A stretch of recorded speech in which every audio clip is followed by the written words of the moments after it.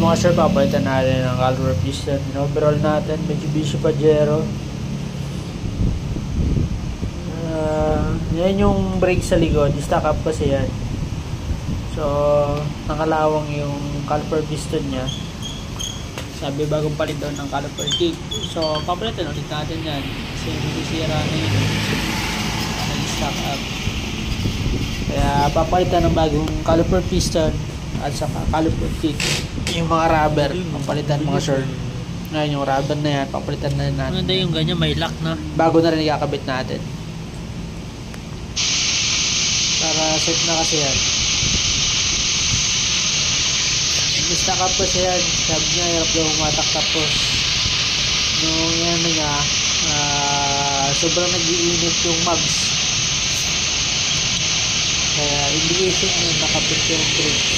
Yung pag-release. So, din sa kinalawang na caliper piston. Yan. Papasok lang natin yun. May lock naman yan.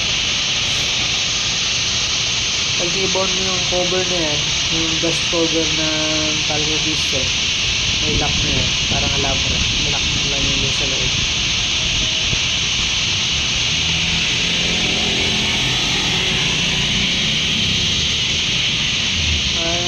Hindi naman masyadong mahirap yan.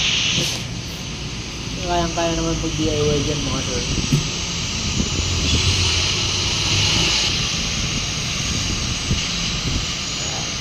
Nakalapat ng usya, kaya natin ilagay yung lock. Yan, yung parang alamar na yan. Lock lang yan. Pasok lang yan doon sa loob.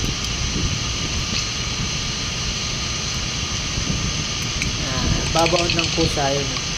Pakalak na yun.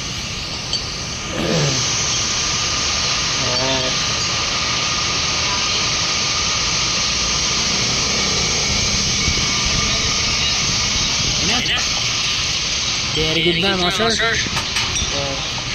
Pwede natin ang caliper piston. Saan yung piston? Pwede. Ito yung luma nya. May damage na. Sa Mitsubishi Pajero, nagpalit ng caliper piston. Kasi stack up, kumapit. Yan. Pagdaan natin siya. Caliper piston mga sir. Caliper piston replace. Oh.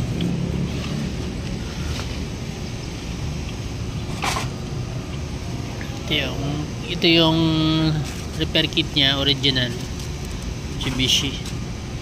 Ito yung caliper piston. Yan o, kalawang. Yan, nag-stack up.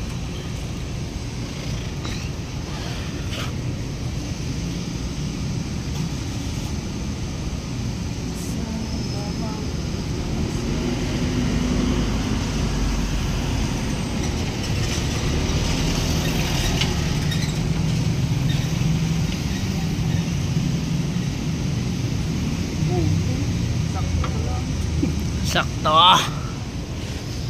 Very good. Bakit 1mm lang naman yun, diba? Kayang-kaya. Slate nun.